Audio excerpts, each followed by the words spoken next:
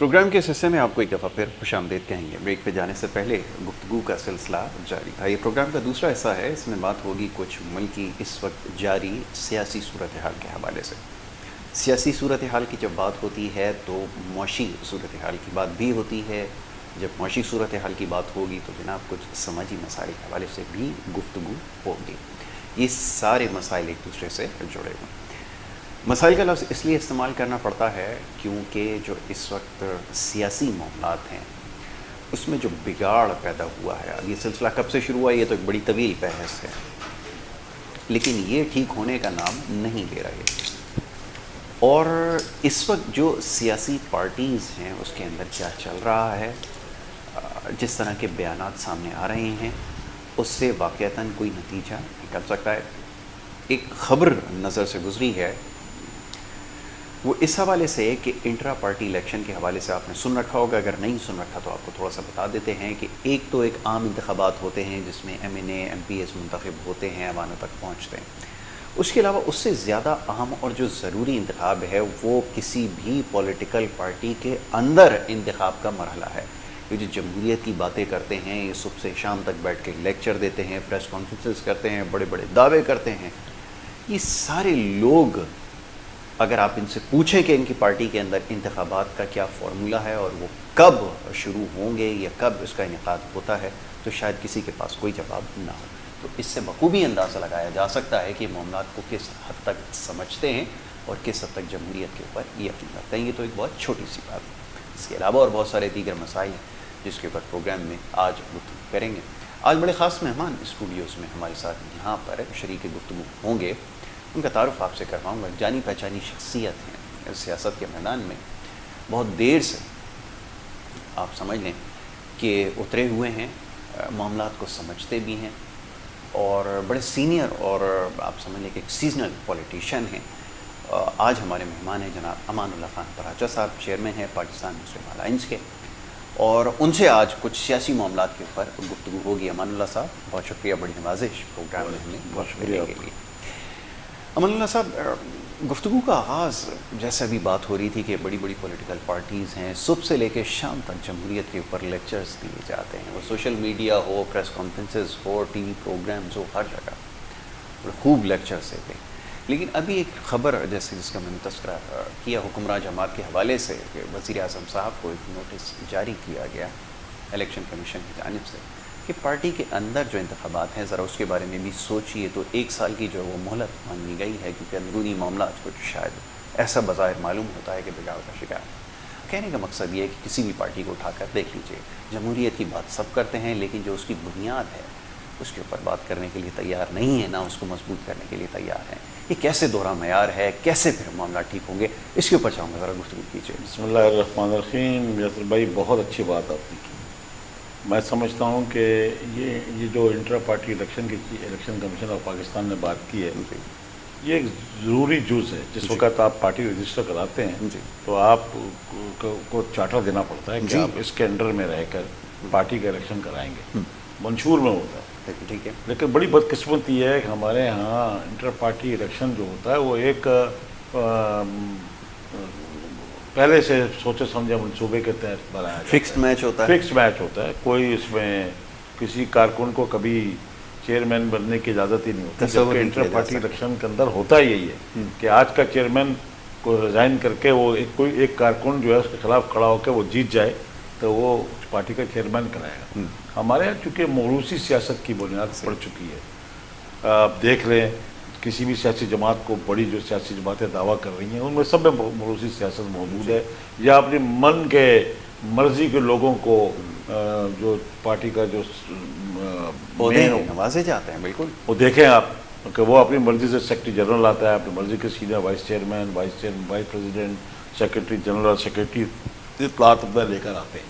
تو یہ موروثی سیاست اور بادشاہت میں جو کوئی فرق نہیں، وہی پیپلز پارٹی کو دیکھ لیں، تحریک انصاف کو دیکھ لیں، نون لیگ کو دیکھ لیں، دیگر سیاسی جماعتوں کو دیکھ لیں، لیڈرشپ آپ کو چینج ہوتی نظر ہی نہیں آئے گی، وہی خاندانی ان کی لیڈرشپ چلی آ رہی ہے۔ اور ہم بڑی بدقسمتی جو ہے وہ یہ ہے کہ عوام جو ہے مسلسل ان ان سے بار بار ڈسے جا رہے ہیں، بالکل ایسا۔ اور ان کو 75 سال کے اس پاکستان میں یہی وجہ ہے کہ پاکستان کے اندر نیچے سے گراس روٹ سے کوئی سیاست اوپر نہیں آ سکی، یا گراس روٹ کے لوگوں کو حکومت نہیں مل سکی۔ اس کی وجہ یہ ہے کہ ہمارے اپنے جو لوگ ہیں وہ جب ان کے کارکن بیٹھتے ہیں تو اپنی لیڈرشپ کے گیت گاتے ہیں۔ صحیح۔ اگر آپ لیڈرشپ کے گیت نہیں گائیں گے تو آپ یقین کریں کہ آپ اس سیاسی جماعت میں نہیں رہ سکتے، کوئی کلیدی عہدے پہ نہیں رہیں گے، نہیں رہ سکتے۔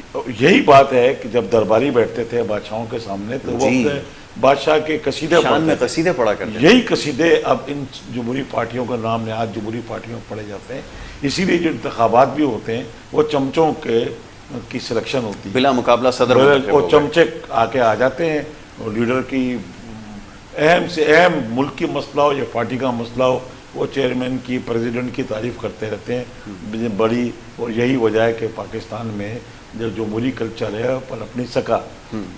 دنیا میں کہیں دیکھ لیں کہ وہ کسی عام کارکن کو بھی ملک کے صدر اور وزیر اعظم کے لیے کھڑا کر سکتے ہو سکتا ہے۔ بالکل پاکستان میں یہ کلچر ہی نہیں ہے۔ پاکستان کے اندر سردار، ملک، خان، بڑے بڑے پراڈو پچارو 400 کے گھروں میں رہنے والے، یہ کیا جانے کہ غریب کے مسائل کیا ہیں۔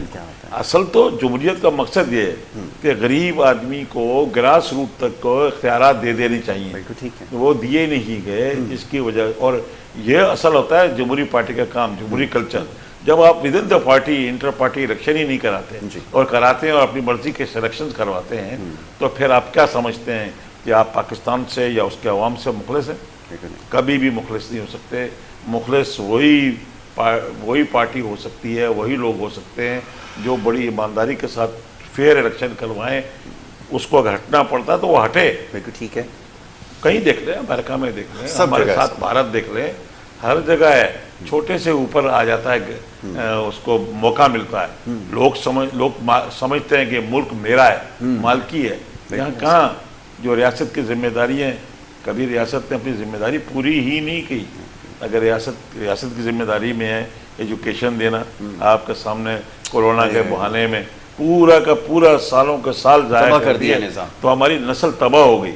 آپ کیا سمجھتے ہیں کہ یہ لوگ ہمارے جو بچے جو بغیر پڑھے پروموٹ کر دیے گئے اگلی کلاسوں میں، تو آپ کیا سمجھتے ہیں ان سے آپ کیا رسول کریں گے؟ بچوں کا ذہن بدل گیا، اسکول جانے کو تیار نہیں ہے، 2 ڈھائی 3 سال آپ کی غلط پالیسیوں کی وجہ سے۔ یہ غلط، اور یہ کام میڈیکل دینا حکومت کا کام ہے، ایجوکیشن دینا حکومت کا کام ہے، روزگار دینا ریاست کا کام ہے، لا اینڈ آرڈر دینا ریاست کا کام ہے۔ کوئی بھی اہم چیز لے لیں وہ حکومت ریاست ذمہ دار نہیں ہے۔ بڑی بدقسمتی یہ ہے کہ آپ کو جو کمانے والے لوگ ہیں، انڈسٹریلسٹ ہیں، دکاندار ہیں، فیکٹری اونر ہیں، مل مالکان ہیں، کاروباری لوگ ہیں، چھوٹے بڑے ہیں، جو نوکری طبقہ والے بھی ہیں، وہ سب کا سب ٹیکس دیتے ہیں، اکٹھا ٹیکس دیتے ہیں۔ انہیں یقین ہے کہ ہمارا ٹیکس جو ہے وہ ایگزیکٹ جگہ پہ نہیں لگتا۔ انہی سے سوال جواب ہوتا ہے کہ آپ بھائی اگر میرا ایک چوکیدار ہے، میں اس کو مہینے کے 25,000 یا 20,000 مہینہ دیتا ہوں، شام کو میں گھر آؤں، میں وہ گیٹ مجھے نہ کھولے، کہو کہ کہاں سے آ رہے ہو، تو پاکستانی تاجروں کی، پاکستانی انڈسٹریز کی، پاکستانی جو نوکری پیشہ حضرات کی یہی پوزیشن ہے کہ ان سے پوچھ گچھ کون کر رہے ہیں؟ جن کو وہ کما کے دے رہے ہیں، ریونیو کما کے آپ دے رہے ہیں، انڈسٹریلسٹ، دکاندار، زمیندار سب دے رہا ہے، اور سوال جواب کون کر رہا ہے؟ جو اس کا نوکر ہے، جو اس کے ریونیو سے پل پوچھ رہا ہے، اور وہ اس کی آپ عیاشی دیکھیں، اس کا پروٹوکول دیکھیں۔ اور ہمیں یہی کہا، دنیا میں کوئی ایسا ملک نہیں ہے جہاں پہ ایسی جمہوریت آپ نے دیکھی ہو جہاں اتنے بڑے بڑے پروٹوکولز ہوں، تصور نہیں کیا جا سکتا، تصور نہیں کیا جا سکتا، صدر کے، وزیر اعظم کے۔ یا اللہ، حیرانگی ہے کہ یار کیا ہمارا، ہم کب آئیں گے اوپر؟ ٹھیک ہے امان اللہ صاحب، فرمائیے 3 سال کم و بیش ہو چکے ہیں حکومت کو، تشکیل بھی پا گئی، مرحلہ بھی طے پا گیا، مشکلات تو ہر دور میں رہتے ہیں پاکستان میں، شاید کوئی ایسا دور ہو جس میں مشکلات اور مصائب نہ ہو۔ جس سے بھی سوال کیا جاتا ہے وہ کہتا ہے جی ہمارے دور میں تو مسائل بہت سارے تھے، وہ دہشت گردی کا مسئلہ تھا، وہ دیگر مسائل تھے، اس سے انکار بھی نہیں کیا جا سکتا، ایسی صورتحال تو ہر دور میں رہی ہے۔ یہ حکومت جب آئی تھی آپ کے خیال میں کیا صورتحال بہتر تھی کیونکہ کہا یہ جاتا ہے، اپوزیشن ہمیشہ اس چیز کا تذکرہ کرتی ہے کہ نہ لوڈ شیڈنگ کا مسئلہ تھا، نہ روزانہ کی بنیاد پہ بم دھماکے ہو رہے تھے، نہ ڈرون حملوں کا مسئلہ تھا، اور نہ اس طرح کے دیگر مسائل تھے۔ جب صورتحال بہتر تھی اور آپ کے ہاتھ میں ملکی باغ ڈور دی گئی، اس کے بعد سے لے کے آج ان 3 سالوں میں جو کچھ ہوا ہے، ایک انڈیپینڈنٹ اینالسٹ کی حیثیت سے، ایک تجزیہ کار کی حیثیت سے، ایک عام پاکستانی کی حیثیت سے، آپ معاملات کو کہاں دیکھ رہے ہیں؟ صورتحال کیسی نظر آ رہی ہے؟ میں چاہتا ہوں اس کے اوپر آپ نے جو بات کی نا، آپ نے خود ہی کہا کہ جس وقت یہ حکومت آئی جی تو 3 سال پہلے آپ نے بالکل صحیح انالیسس کیا کہ نہ ان کو دہشت گردی کا معاملہ تھا، نہ ان کی فائنینشیل ریزرو ٹھیک ٹھاک بھرے ہوئے تھے، ٹھیک ہے، 18 ارب ڈالر امپورٹ ایکسپورٹ ساری بیلنس تھی، لوگ خوشحال تھے، دہشت گردی نہیں تھی، ایسی سرحدوں پہ پوزیشن خراب نہیں تھی۔ آنے کے بعد کشمیر چلا گیا آپ کے ہاتھ سے، واقعی یہ تو آپ کے سامنے یہ جب حکومت آئی تو پاکستان 72 سال کا تھا، اور 72 سال سے کشمیر ہمارے ڈسپیوٹیڈ ایریا، لیکن اس 3 سال میں وہ ڈسپیوٹیڈ ایریا انہوں نے 335 اور 35 سے ختم کر کے گیم انہوں نے سرنگا انہوں نے جو ہے وہاں پہ لہرا دیا۔ اور اسی طرح آپ کے پاس جو ہے وہ لا اینڈ آرڈر سچویشن بہت بہتر تھی، لیکن اس 3 سالوں میں حکومت نے، موجودہ حکومت نے، سوائے بے روزگاری، مہنگائی اور دیگر مسائل کا پہاڑ کھڑے کر دیا، صحیح، تو فائدہ کچھ نہیں ہوا۔ بلکہ میں تو یہ کہوں گا کہ سوائے سیاسی دشمناگی میں ایک دوسرے کو پکڑنے کے علاوہ اور مختلف جھوٹے سچے مقدمے بنانے کے علاوہ کوئی ریکوری تو ہوئی نہیں۔ آپ کہیں، اور میں یہ نہیں کہتا کہ وہ جو پچھلے حکمران تھے انہوں نے پاکستانیوں کے لیے بہت اچھا کیا، انہوں نے ورس کیا، لیکن انہوں نے اس سے بھی ورس کیا، یعنی یہ کنٹینیویشن ہی رہی ہے۔ ٹھیک ہے، آپ مجھے بتا دیجئے کہ تینوں بڑی جماعتیں ایک دوسروں کو گالی گلوچ دینے کے علاوہ، ایک دوسرے کو برا بھلا کرنے کے علاوہ کیا عوام کو کوئی بات کرتا ہے؟ کوئی دنیا میں تیل کی قیمتیں گر رہی ہیں، ہر دور میں گری ہیں اور یہاں بڑھ رہی ہیں، ہر دور میں آپ دیکھیں، بجلی کی قیمتیں ہر دور میں گر رہی ہیں، لوگوں کے ان کو اپنے عوام کا خیال ہوتا ہے، جہاں قیمتیں بڑھائی جا رہی ہیں یہاں کہا جاتا ہے، اور جان بوجھ کے ایک سسٹم بنا دیا کہ بھائی آج اوگرا نے 9 روپے بڑھانے کے لیے لکھ دیا، وزیر اعظم نے رجیکٹ کر کے 4 روپے کر دیا۔ یہ آپ ہمیں عوام کو یہ دھوکہ دے رہے ہیں کہ آپ ہم تو 10 انہوں نے تو کہا تھا 9 روپے بڑھانے کے لیے، انہوں نے 4 بڑھائے۔ لوگوں کو سوچنا چاہیے کہ اب آپ کو خود نکلنا ہوگا، میدان میں آنا ہوگا۔ اگر آپ لوگ، عام آدمی اب انتخاب نہیں لڑے گا، ان کا مقابلہ نہیں کرے گا، تو آپ یقین کریں کہ آنے والی نسلیں بالکل غیر محفوظ ہیں۔ کہاں سے لائیں لوگ، یہ تو بتائیے، یہ جو سٹیٹس کو ہے، یہ جو سٹیٹس کو توڑنے کے لیے کیسے توڑا نا، ترکی نے توڑا، بھارت نے توڑا، آپ بھی توڑے نا، افغانستان میں بھی، ایران میں توڑا، آج ان کا نام و نشان مٹا دیں۔ یہ تو سلسلہ جو ہے ظلم ستم جو ہے یہ شروع سے جاری ہے، ٹھیک ہے، جس کی آپ کے امام حسین علی مقام نے بھی قربانی دی نا، شور کے مہینے میں آپ بیٹھے ہوئے ہیں، میں اسی کی بات کروں گا۔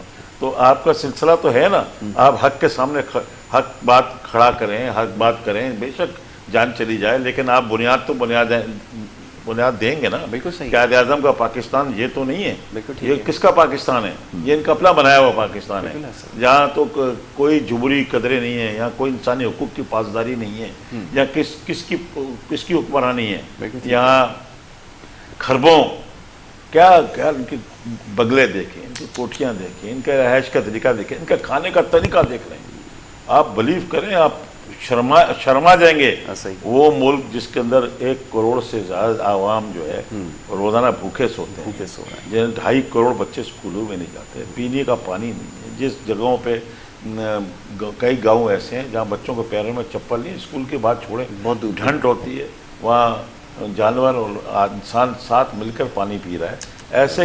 ایسے میں آپ کو یہ جائز ہے کہ وہاں کا حکمران اچھے کپڑے پہنے، اچھی گاڑیوں میں جائے، ہیلی کاپٹر میں سفر کرے، اور گھر میں وہ جو کھانا پکتا ہے، بلیو کریں کیا لوگ جو ہے نا وہ جو دوبارے مغلیہ تھے اس کو بھول گئے، ایسا کھانے بنتے ہیں ایران، اور کیا چیزیں، اور ایک غریب ملک کا ہمارا ایک وہ وزیر اعظم بھی تھا جو شہید ہوا تو اس کے جب کپڑا اتارے گئے بنیان میں چھید تھے.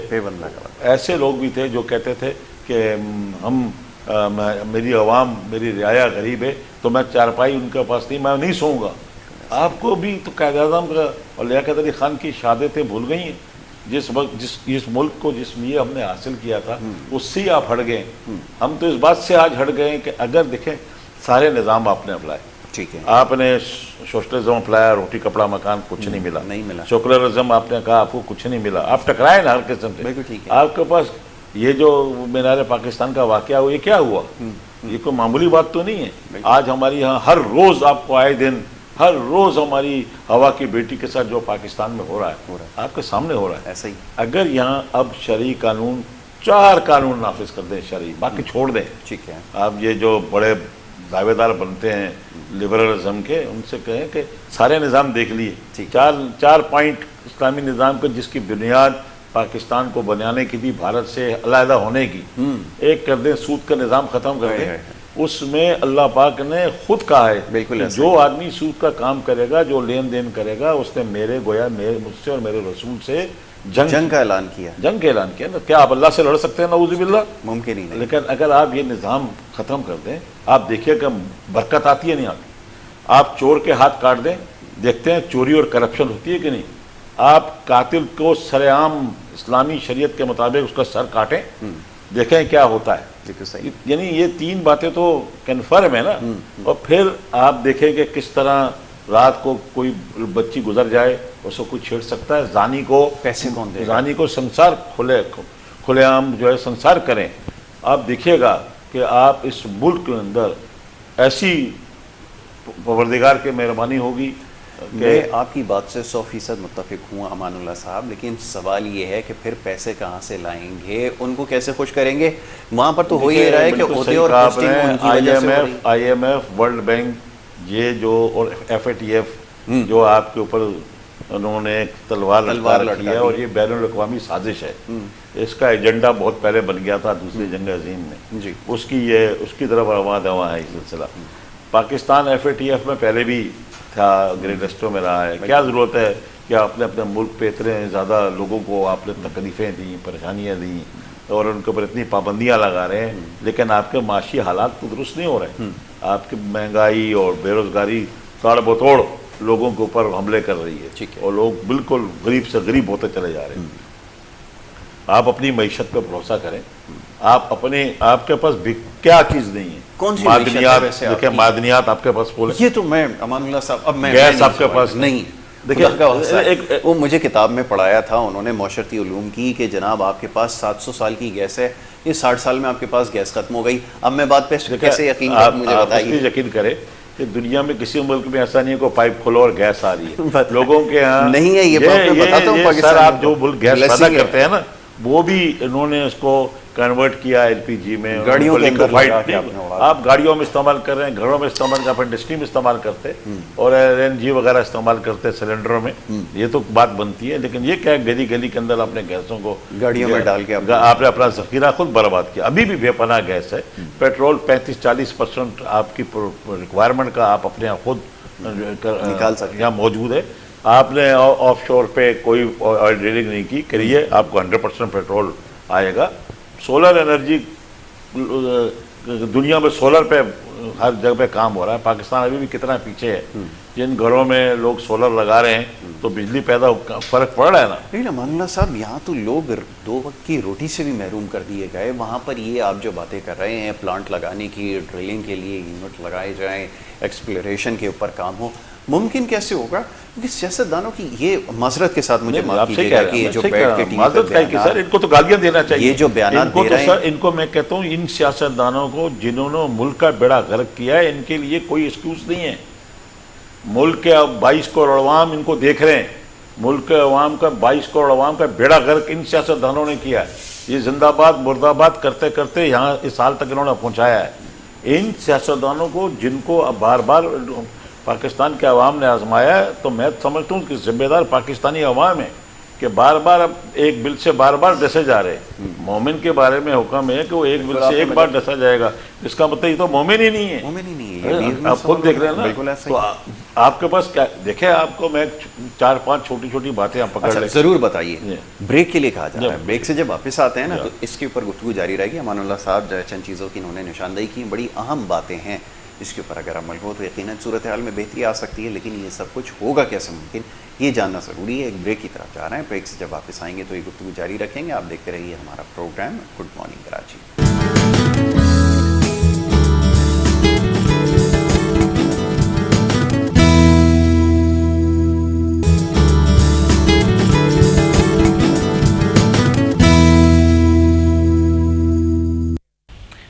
پروگرام میں آپ کو ایک دفعہ پھر خوش آمدید کہتے ہیں. بریک پہ جانے سے پہلے ہماری گفتگو کا سلسلہ جاری تھا. معزز مہمان امان اللہ خان پراچا صاحب تشریف فرمائے, سینئر سیاستدان. معاملات کے اوپر گفتگو ہو رہی تھی کہ یہ جو سب کچھ ہو رہا ہے جو ہمارے سامنے ہے, ان حالات میں بہتری کیسے لائی جائے, یہ ایک بڑا اہم سوال ہے. ہر پاکستانی یہ سوال پوچھ رہا ہے کہ یہ جو حالات کے جو ذمہ دار لوگ ہیں, پہلے تو یہ کہ اس کا تعین کیا جائے گا کبھی, ان کو سزائیں دی جائیں گی, کیونکہ یہ جو اس وقت موجودہ حکمراں حکومت ہے وفاق میں, انہوں نے ایک دعویٰ کیا تھا کہ لوگوں کو جنہوں نے اس ملک کو نقصان پہنچایا ہے ان کو نہ صرف پکڑا جائے گا, کٹہرے میں انصاف کے لے کر آئیں گے اور ان کو سزائیں بھی دلوائیں گے. کیا واقعتاً ایسا ہوا ہے, اس پہ بھی بات کریں گے. اور بریک پہ جانے سے پہلے جو موضوع گفتگو تھا اس حوالے سے بھی بات کرنا ضروری ہے. آپ نے 5 چیزوں کی نشاندہی کی, میں چاہوں گا پہلے اس کے اوپر بات ہو جائے. جی, یہ جو بریک سے جانے سے پہلے جو ہماری گفتگو جاری تھی اس میں ہم یہی کہہ رہے تھے کہ پاکستان میں تمام بڑی خوش قسمتی ہے کہ ہمارے پاس 4 موسم ہیں, معدنیات ہیں, گیس ہے, پیٹرول بھرا ہوا ہے, سونے کے ذخائر موجود ہیں, کرومائٹ کے پہاڑ بھرے ہوئے ہیں معدنیات سے. بدقسمتی کیا ہے کہ جو لوگ ہمارے پاس اس پہ ورک کرنے والے ہیں, کام کرنے والے ہیں, وہ عالمی جو ہمارے عالمی بدماش ہیں ان کے کہنے پہ چلتے ہیں, اور یہاں حکومتیں بھی ان عالمی بدماشوں کی مرضی سے بدلتی ہیں. یہاں ہمارے جو لیڈر بنتے ہیں ان عالمی بدماشوں کی وجہ سے بنتے ہیں. پاکستانی عوام نہیں بدلتے ہوتے. پاکستانی عوام اگر یہ خالی ہا ہو زندہ باد مرد آباد ہی میں لگے ہوئے ہیں, ایک بھیڑ بکریوں کی طرح ہا ہو کرتے پھر رہے ہیں. جس دن پاکستانی عوام ایک انقلاب کی طرح, ایران کی طرح اور ترکی کی طرح اور بھارت کی طرح, میں مثال دیتا ہوں, بھلے بھارت ہمارا دشمن ہو لیکن عوامی نمائندگی ہے. آپ کے پاس عوامی نمائندگی نہیں ہے, آپ کی ڈوریں کہیں اور ہل رہی ہیں, آپ کے اوپر جو نمائندے آ کے بٹھا دی جاتے ہیں وہ کہیں اور سے بٹھائے جاتے ہیں. جس ملک کا وزیر خزانہ, جس ملک کا گورنر اسٹیٹ بینک وہ IMF اور ورلڈ بینک سے کی مرضی سے بنتا ہو, آپ کی پالیسی بنائے گا, وہ ان کا ملازم ہے. گورنر کہہ رہا ہے کہ مجھے تو تنخواہ تم سے میں نہیں لے رہا, تو پھر آپ کو کیا فائدہ؟ آپ بتائیں آپ محکوم ہیں یا آپ آزاد ہیں؟ کیا فائدہ ہوا بھارت سے؟ ہم اس بنیاد پہ آپ علیحدہ ہوئے تھے, ہم اس بات پہ علیحدہ ہوئے تھے کہ ہم اس ملک کے اندر قرآن و سنہ کا ایک قانون لے کر آئیں گے, اور ہمارے پاس تو ہمیں ضرورت نہیں ہے کوئی آئین وائن بنانے کی. بنا بنایا اللہ کا کلام ہے. 4 باتیں میں نے کہا امپلیمنٹ کر دی ہے. دیکھیے کیسے خوشحالی نہیں آتی, کیسے لا اینڈ آرڈر سچویشن صحیح نہیں ہوتا. یہاں دیکھیے آپ کے اسرائیل میں کوئی وہاں تیل نہیں تھا, انہوں نے ریگستان میں ہریالی کر دی. آج اسرائیل سے اجناس ایکسپورٹ ہو رہا ہے. سعودی عرب میں بھی آپ دیکھو ہمارا انہوں نے سمندری پانی لے کے اس کو میٹھا کیا, آپ نے وہاں بڑے بڑے پلانٹ لگا لیے اس کا. اسی طرح پاکستان کا سمندر پہ آپ پانی لیں نا, کراچی کو کتنے پانی کی تکلیف ہے, پانی ہے لگائے نا, آپ کیوں نہیں لگاتے؟ اگر آپ ڈیسیلینیشن پلانٹ لگا دیں تو نہ صرف بجلی پیدا ہوتی ہے, میٹھا پانی ملتا ہے, 22 بائی پروڈکٹ ہیں جو آپ کو ڈیسیلینیشن پلانٹ لگانے سے ملتے ہیں. بالکل ایسے ہی. یہاں دیکھیں کہ کتنی کراچی سے آپ نکلیں اور یہاں سے پشاور تک چلے جائیں, رائٹ اینڈ لیفٹ کئی جگہ آپ کی لاکھوں ایکڑ زمین آپ کی بنجر پڑی ہے. آپ 25-25, 30-30 ایکڑ ہاریوں کو دے دیں, ان ہاریوں کو ان کو ذمہ داری لگائے, اور آپ ان کو بیج مفت دیں, کھاد ان کو مفت دیں, ان کو جو ہے نا سولر پمپ لگا کے دیں, ٹریکٹر دیں, اور ان کو یہ کہیں کہ بھی 2 سال میں اگر تم نے زمین کو آباد کیا تو زمین آپ کی. اب اس میں گورنمنٹ کی باقاعدہ policy who, ministry of agriculture کی, کہ جناب 50 एकड़ के या 5,000 एकड़ पे गंदम होगी, 10,000 एकड़ पे गन्ना होगा, 20,000 एकड़ पे दालें चावल उगेंगे, इस तकसीम किया जाए। और उसके बाद जब आप उसको फीड करेंगे, यही चीज़ चाइना में हुई, यही चीज़ अमेरिका जैसे मुल्क में हुई, ऑस्ट्रेलिया में लोग उन्होंने करके देखा। और जनास वाफर मकदार में जब आप हारी को मालिक बनाएंगे और जब उसको आप ये चीज़ें दे दें, खाद दे दें, सोलर पंप लगा के दे दें, उसको ट्रैक्टर दे दें, बीज दे दें, और उसको इंसेंटिव हो के आप इसके मालिक बनने वाले हैं, जब अजनास भारी मकदार में पैदा होगा, मार्केटों में आएगा, तो कीमत खुद गिरेगी, लोगों को रिलीफ मिलेगा, बल्कि आप अरबों डॉलर आप कमा सकते हैं एक्सपोर्ट में। हमारे सोने के ज़खायरों को ज़ाया कर दिया गया, हमने मादनियाँ, बड़ी बदकिस्मती स्टेनलेस स्टील है, उसमें अगर आप क्रोमाइट को मिक्स करें तो स्टेनलेस स्टील बन जाता है आम लोहे में। हम क्रोमाइट को, रॉ क्रोमाइट को एक्सपोर्ट करते हैं, फिर वहाँ से स्टेनलेस स्टील यहाँ अरबों 4-5 अरब डॉलर का हमारा सालाना कापर और इसकी इंपोर्ट होती है, जो हमारे पास ज़खायर मौजूद हैं, लेकिन हमें एक्सप्लोर नहीं करने दिया जाता, हमें ऑयल की ड्रिलिंग से रोका जाता है, हमें गैस की ड्रिलिंग से रोका जाता है। हमारे पर मनसूबाबंदी के तहत बाहर के ममालिक का राज है। अभी अब साथ में अफगानिस्तान के अंदर जो कुछ हो रहा है, आप वक्त देखिएगा, साबित करेगा इस बात को कि भारत और अमेरिका मिलकर पाकिस्तान के खिलाफ काम कर रहे हैं। तो आपके सामने इस पर खैर अभी मैं इससे टॉपिक से हटना नहीं चाहता, इस पर भी अगर बात कर ली जाती पता चले कि क्या हो रहा है। लेकिन पाकिस्तानियों को जुल्म की चक्की में पिस रहे हैं, क्योंकि वजह ही है सर जो आपने कहा ना कि यहाँ पर मरूसी सियासत ख़त्म होने को नहीं आ रही, यहाँ बादशाह का सिस्टम है। इसको बदलने के लिए आम आदमी को शिकायत करने की ज़रूरत नहीं है, आम आदमी शिकायत न करे बल्कि किसी लीडरशिप के पीछे खड़ा हो, निकले। यही सवाल भी यही है, सवाल पूछना भी यही जा रहा था आपसे कि जब ये हुकूमत आई, इमरान खान साहब ने नारा लगाया, उन्होंने इन सारी चीज़ों की निशानदेही की, लोग बाहर निकले, वोट भी दिया, सपोर्ट भी किया, सब कुछ हुआ, नतीजा वही सिफर। अब ये बताइए कि अब लोग क्या करें, इसके बाद और क्या किया जा सकता है? अगर आप ये कहते हैं कि पुरतशद्दुद रास्ता इख्तियार किया जाए, तो वो अब लोग उसके मुतामिल नहीं हो सकते। उसकी वजह ये है कि आप यकीन करें कि लोगों के पास इस वक्त खाने के लिए 2 वक्त की रोटी नहीं है। कैसे ये ज़रा फरमाइए। बिल्कुल सही कहा आपने, 2 वक्त की रोटी भी नहीं है खाने के लिए, बच्चियां घरों में बैठी हैं, 5-5 बच्चियां, उनके हाथ पीले करने के लिए पैसे नहीं हैं। मैं बिल्कुल 100% आपसे इत्तेफाक करता हूँ। लेकिन देखिए ना, एक तजुर्बा किया आपने जी, अब तजुर्बा एक और उसके पीछे भी दूसरे एलिमेंट्स है जिनको वजह से इस हुकूमत को लाया गया। आप नहीं कह सकते कि 100% प्योर इलेक्शन था ये। और नहीं मैं इस पर इत्तेफाक करता हूँ कि आपने फरमाया कि तो कोई पुरतशद्दुद तरीके से एहतजाज किया जाए। हाँ, लोग ये तो कर सकते हैं ना, घरों से बाहर निकलें जी, अपना राइट लेने के लिए सड़कों के ऊपर रहें, सड़कों के ऊपर रहें। काम कारोबार उस वक्त तक बंद रखा जाए जब तक कि सही हुक्मरानी उसकी ना आ जाए, अवाम की ना आ जाए। देखिए, अगर जमहूरियत का मायने ये है कि अवाम की हुक्मरानी हो, यहाँ तो जमहूरियत का मायने है हुक्मरान की नहीं, वो नहीं मोरिशियस सियासतदानों की, मोरिशी खानदानों की है। जिन लोगों की औलादें बाहर पढ़ रही हैं, उनके औलादें बाहर हैं, जिनके घर बाहर हैं, खरबों अरबों डॉलर के उनके असासे बाहर हैं, उन्हीं को हम वोट दे रहे हैं। कौन सा एक सियासतदान बता दें, कौन से एक हुक्मरान बना दें मौजूदा समेत जिनके सबके असासे और डोरें बाहर ना हिलती हैं, जिनके पैसे और औलादें बाहर ना हो? मेरी नॉलेज में कम से कम नहीं। जब नहीं है तो फिर आवाम को सोचना चाहिए कि अपने ही जैसे लोग जो लोग हमारी भाषा नहीं बोलते, जो हमारी ज़बान नहीं बोलते, जिसको पता नहीं है हमारे मसाइल क्या हैं, जो बस पे चढ़ के जाता है उसको पता है, जो लाइनों पे खड़े होकर बिजली के बिल, गैस के बिल देता है, जिसका बिजली काट दी जाती है, उसका बिल ज़्यादा आया हुआ है, उसको पता है मेरा तो एक बल्ब जल रहा था, मेरी 20,000 का बिल कैसे आया, तो उसकी बिजली को पहले काटता है, उसका राइट ही नहीं है। अच्छा अमान साहब, एक चीज़ की ज़रा निशानदेही फरमाइएगा। अब सूरत हाल ये है कि हर गुजरते वक्त में लोग ये सोचने पर मजबूर हैं, जैसे अभी आपने कहा कि क्यों वोट दे रहा है, वो ये सोचते हैं कि जनाब आज जो दौर है, जो आज जो हालात पैदा किए गए हैं, उससे बेहतर तो वो वाला दौर था, और अगर उस दौर में थे तो वो सोचते थे कि उससे बेहतर तो उससे पहले वाला दौर था। और किसी ने मुझे एक बात काफ़ी अर्से पहले कही थी कि हर गुजरते वक्त के साथ आप ये बात हमेशा याद करेंगे कि जो आज अब जिनको उस वक्त आप तनकीद का निशाना बनाते थे, आप कहते हैं ना, उनके गालियाँ निकाला करते थे, وہ آپ کو بہتر نظر آنا شروع ہو جائیں گے.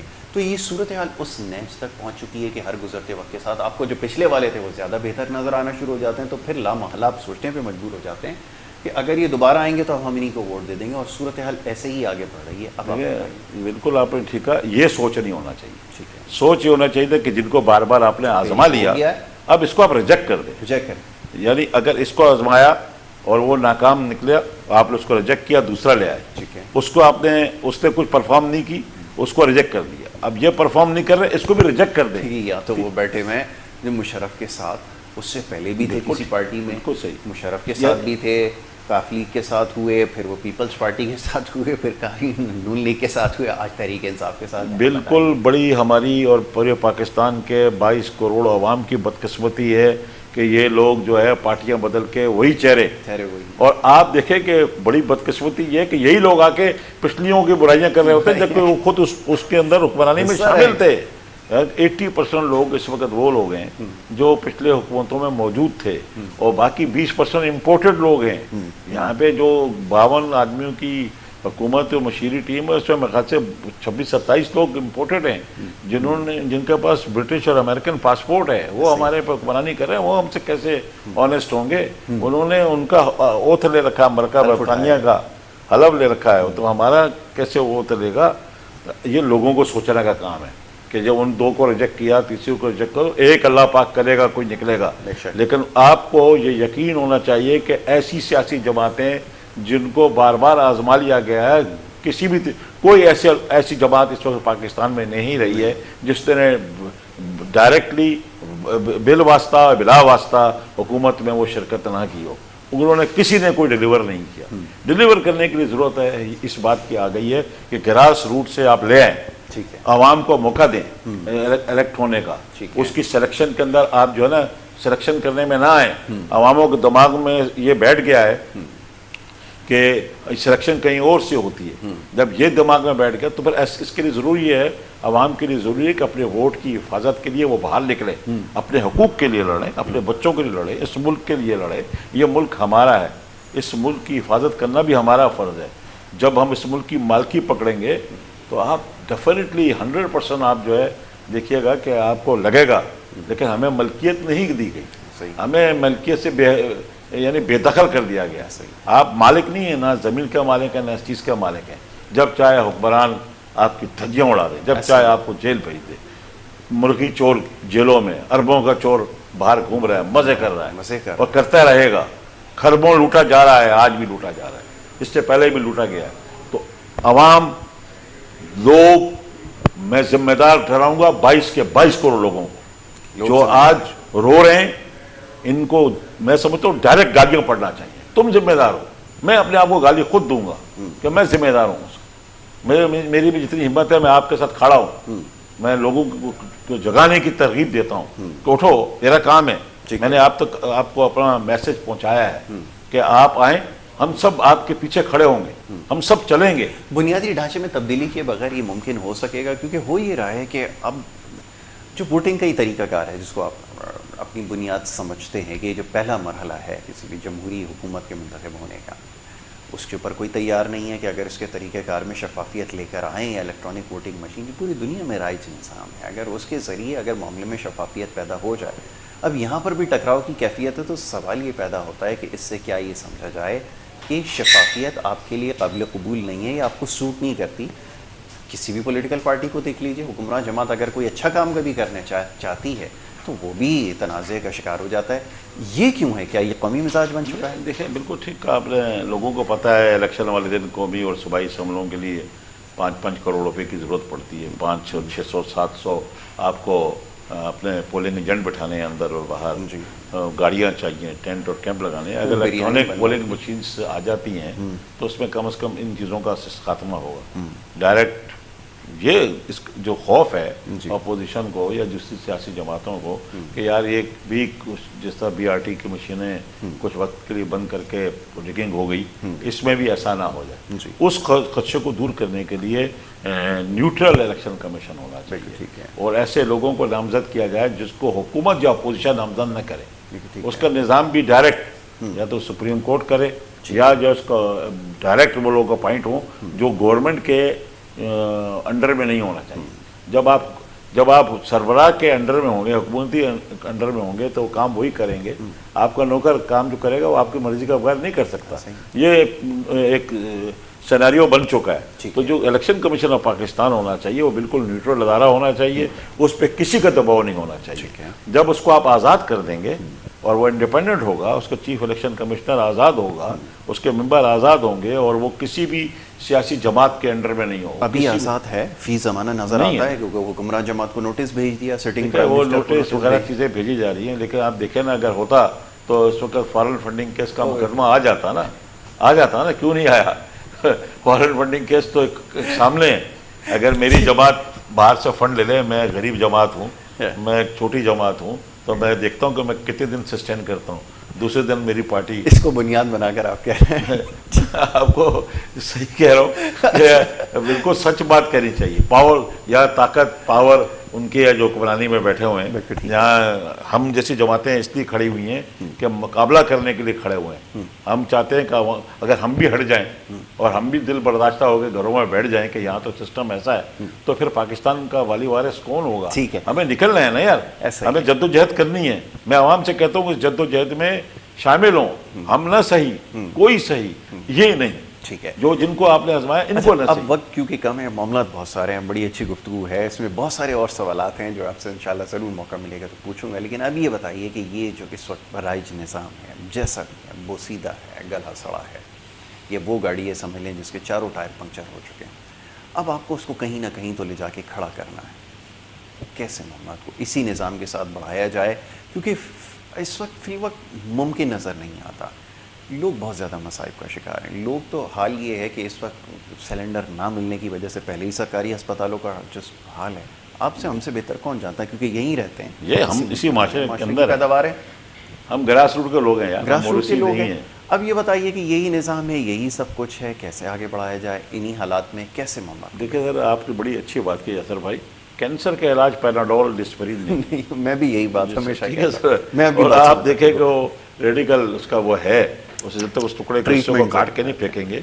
इस वक्त ये निज़ाम जो है इसको बिल्कुल तेज होना चाहिए, और निज़ाम उस वक्त तक तब्दील नहीं होगा जब तक हुक्मरान तब्दील नहीं होगा। हुक्मरान तब्दील करें, मैं गारंटी से कहता हूँ कि निज़ाम इंकलाब की तरफ आप निशानदेही कर रहे हैं कि जो उससे खुद आ जाएगा।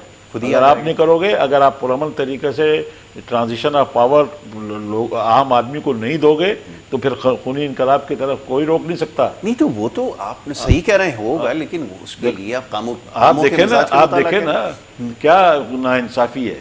कहीं खाने को नहीं है, कहीं इलाज का नहीं है, क्या आप खुद ही अभी आप कह रहे हैं घर से बाहर निकलने में लोगों के इज्जतें महफूज नहीं है, तो आप क्या समझ रहे हैं लोग अंदर से? मैं खुदा की कसम कह रहा हूँ, 22 करोड़ लोग अवाम अंदर से भरे पड़े हैं, मजबूर हैं, वो जकड़ दी। ऐसा निज़ाम बनाया इन्होंने इस 75 सालों में कि अवाम जो है वो जकड़े गए हैं, वो एक मुसीबत में फंसे हुए हैं, उनको निकलने के लिए अब वो फट रहे हैं वो। तो मैं ये उनको कहता हूँ कि वो लोग अब जहाँ कहीं भी छोटा इंतखाब हो, बड़ा हो, कंट्रोलमेंट का हो, बल्दियाती निज़ाम हो, वो इन आजमाए हुओं को वोट न दें, आज़ाद को ले आएँ, ऐसे पार्टियों को ले आएँ जिनको जानते हो कि ग्रास रूट की सियासत करते हैं, ग्रास रूट वाले लोग हैं, अख्तियारात खुद लें। उसके लिए ज़रूरी है कि बजाय किसी और को आजमाएं, खुद इंतखाब लड़ें। अगर जब तक आम आदमी खुद इंतखाब नहीं लड़ेगा। लेकिन ये जो सोचों में चीज़ शामिल कर दी गई है, अपनों का वोट अपनों के लिए, दूसरों का वोट दूसरों के लिए, हमारों में से लिसानियत कौम परस्ती, फ़िरका परस्ती की सियासत आसान है, लेकिन ये सियासत लोगों को चाहिए कि ये सियासत आपको कोई रूट प्लान नहीं दे रही, रूट मैप नहीं दे रही कि किस तरह डेवलप बढ़ेंगे, हम तरक्की कैसे करेंगे। लिसानियत करके अपना का वोट अपने लिए या फ़िरका परस्ती की बुनियाद पे सुन्नी शिया और इन बुनियादों को बनाकर आप वोट ले लेते हैं अल्लाह और रसूल के नाम को सामने रख के। लेकिन आपके पास तो कोई रूट मैप नहीं है, आपके पास तो सिर्फ लोगों के जज्बात के खेलने के अलावा कुछ नहीं है। आप लोगों को झूठी लारे देते हैं, कौम परस्ती के लारे दे रहे हैं, मज़हब परस्ती के लारे दे रहे हैं, कहते हैं कि जब हमें वोट नहीं दोगे तो جنت میں آپ نہیں جاؤ گے، یہ آپ لوگوں کو کر رہے ہو. اب لوگ اتنے جاہل نہیں ہیں. میں کہتا ہوں یہ زمانہ جہالیت سے بھی بدتر حالات ہیں کہ لوگ اگر اب بھی فرقہ پرستی، قوم پرستی، لسانیت اور اسی بنیاد ان کو کھلایا جا رہا ہے. مجھے بتا دیں پاکستان میں ابھی بھی یہی جو کام چل رہا ہے. آج 2021 میں بیٹھے ہیں، دنیا میں کہیں قوم پرستی لسانیت کی باتیں نہیں ہیں. پاکستان واحد ملک ہے جہاں قوم پرستی پہ اس وقت عروج پر ہے، فرقہ پرستی عروج پر ہے، اور فرقہ پرستی کی بنیاد پہ یہاں پہ تقسیم ہو چکی ہے. تقسیم اس کو ختم کرنے کے لیے کوئی باہر سے فرشتہ نہیں آئے گا. اللہ تعالیٰ نے آپ کو عقل سلیم دی ہے. اور یہ 2021 جو اس وقت میڈیا کا دور ہے، الیکٹرانک پرنٹ میڈیا اپنے عروج پہ ہے، آپ کے ہاتھ میں ہر چیز موجود ہے. تو آپ میسج دیں نا لوگوں کو کہ نہ کریں نا یار، یہ جو کلمہ کے نام پر ووٹ مانگ رہے ہیں، جو رسول اللہ صلی اللہ علیہ وسلم کے نام کو بیچ رہے ہیں، جو آپ قوم پرستیوں کے نام سے بیچ رہے ہیں، انہوں نے کیا دیا ہے؟ 75 سال میں پاکستان کے اندر قوم پرستی، فرقہ پرستی کو بیچا گیا ہے. اسی کی بنیاد پہ لوگوں نے الیکشن جیتے ہیں. اسی کی بنیاد پہ. تو غلطی کس کی ہوئی؟ عوام کی ہوئی. کہ ایسے لوگ جو کہ فرقہ پرستی کا نعرہ لگا کے لائیں یا جو قوم پرستی کا نعرہ لگا کے ہیں، انہیں ریجیکٹ کر دیں اور خود ایک ایسی پارٹیاں لے کر جن کا منشور دیکھیں. جو آپ سے فرقہ پرستی پہ ووٹ نہیں مانگ رہا اس کو تو آپ دے نہیں رہے ہو. جس کو آپ لسانیت کے نام پہ ووٹ مانگ اس کو تو آپ دے نہیں رہے ہو. آپ جناب برادریوں میں بڑھ گئے ہو، آپ خاندانوں میں بڑھ گئے ہو. آپ قوم پرستی، یہ پشتو بولنے والا، یہ فلاں ہے، یہ اردو بولنے والا ہے، یہ پنجابی ہے. یہ ختم کریں نا. ایک قوم ہے، ہم ایک اللہ ایک رسول کے ماننے والے کٹر مسلمان ہیں. ہمیں کوئی ضرورت نہیں فرقہ پرستی کی. ہمیں لڑایا جاتا ہے اس لیے کہ تاکہ حکومت کی جائے. ہمیں لڑایا جاتا ہے قوم پرستی کا اور اس بنیادوں پر تاکہ ووٹ لیں. بتا دیں کوئی ایسی سیاسی جماعت مجھے بتا دیں. یہ جتنے بھی لوگ اس وقت حکومت کر رہے ہیں وہ قوم پرستی اور فرقہ پرستی کی بنیاد پہ کر رہے ہیں. ان کا ووٹ ہی یہی ہے. تو وہ اس سے نکالنے نہیں دیتے لوگوں کو، اور لوگ اس کے ساتھ ان کے کھیل رہے ہیں. تو پھر کیوں روتے ہیں؟ وہ روتے رہو گے بھائی. 22 کروڑ عوام جتنے لوگ میری بات سن رہے ہیں ساری زندگی روتے رہو گے اگر تم لوگوں نے اپنی روش چینج نہیں کی اور قوم پرستی اور لسانیت اور فرقہ پرستی پہ آپ کھیلتے رہے. یہ کھلاتے رہیں گے، آپ بیوقوف بنتے رہو گے اور اسی طرح آپ محکوم رہو گے. یہ محکوم قوموں کی یہی پہچان ہے. آپ محکوم و آزاد نہیں ہو کیونکہ آپ نے اپنی سوچوں پہ تالے خود ڈالے ہیں. امان اللہ صاحب، کیونکہ پروگرام کا وقت اب ختم ہو گیا ہے، باتیں ساری ایسی ہیں کہ یہ غور طلب ہیں، اور انشاءاللہ آگے بہت سارے دیگر مسائل کے اوپر آپ سے گفتگو رہے گی. آپ سے بہت کچھ جاننے کا موقع ملتا ہے اور اچھی گفتگو ہمیشہ آپ کے ساتھ رہی ہے. آپ کا بڑا شکر گزار ہوں کہ اس قیمتی وقت میں آپ نے بڑا اچھا موقع دیا. لوگوں سے صبح یاد بات ہو گئی، جذبات قابو نہیں رہتے، لیکن اللہ جانتا ہے کہ آپ نے جو گفتگو کی ہے، بلیو کریں آپ پاکستان کے لوگوں کی ترجمانی کرتے ہیں، اور آپ کے اندر جو اللہ تعالیٰ نے صلاحیت دی ہے، آپ جیسے لوگوں کو اس وقت آگے آنا چاہیے. حسن نظر آپ کا بہت شکریہ امان اللہ صاحب. ناظرین، یہ آج کا پروگرام تھا. بات ہوئی کچھ سیاسی صورتحال کے حوالے سے اور معاملات کو کیسے بہتر بنایا جائے، یہ جاننا ضروری ہے. اور جو باتیں ابھی امان اللہ صاحب نے کہی بہت زیادہ اہم ہیں اور غور طلب ہے. اس کے اوپر ضرور غور کیجیے گا. اسی بات کے ساتھ اجازت آپ سے لیں گے. کل انشاءاللہ پروگرام دوبارہ ملاقات ہوگی. محمد یاسر پر ہماری ٹیم کو دیجیے اجازت. اللہ کے بعد.